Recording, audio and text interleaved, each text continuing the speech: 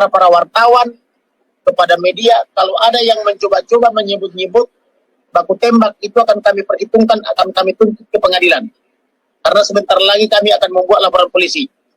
Yang kedua, kalau ada yang berani-berani mengatakan bahwa klien kami atau anak klien kami almarhum masuk ke dalam kamar itu tanpa disertai bukti, kami juga akan memperhitungkan secara hukum. Kami akan menuntut, terutama kepada media.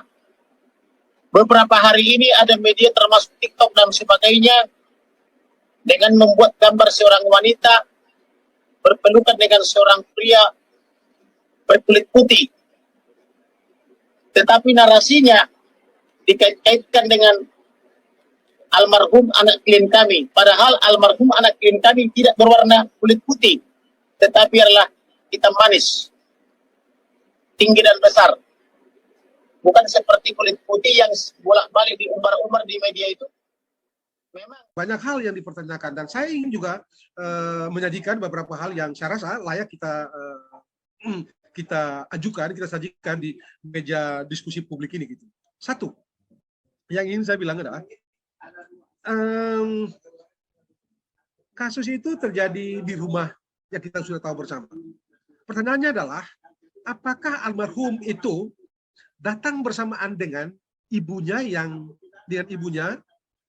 ibu dari istrinya Pak Sambo itu?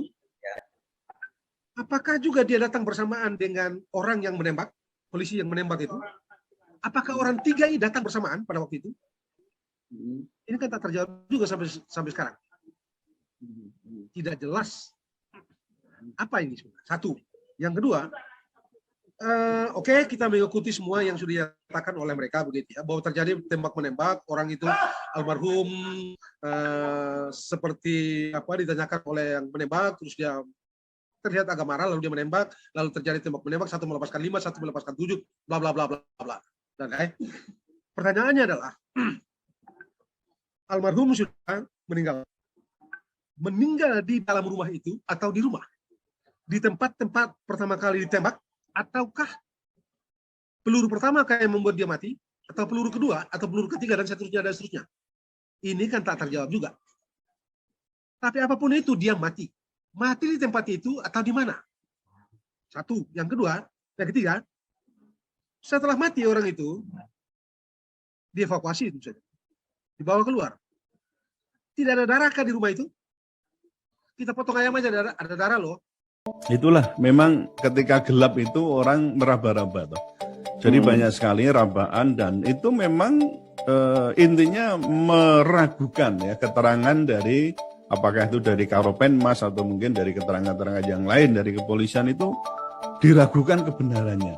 Betul. Seolah-olah nalar kita itu tidak bekerja itu loh. Kan kita itu bisa kan, namanya suatu perbuatan hukum ya, atau di situ terjadi perbuatan hukum berupa pembunuhan, di situ kan bisa dinalar, nalari kepiye, itu otak itu bisa kerja. Bahkan kita bisa menggunakan istilahnya itu kan, polisi menggunakan scientific investigation.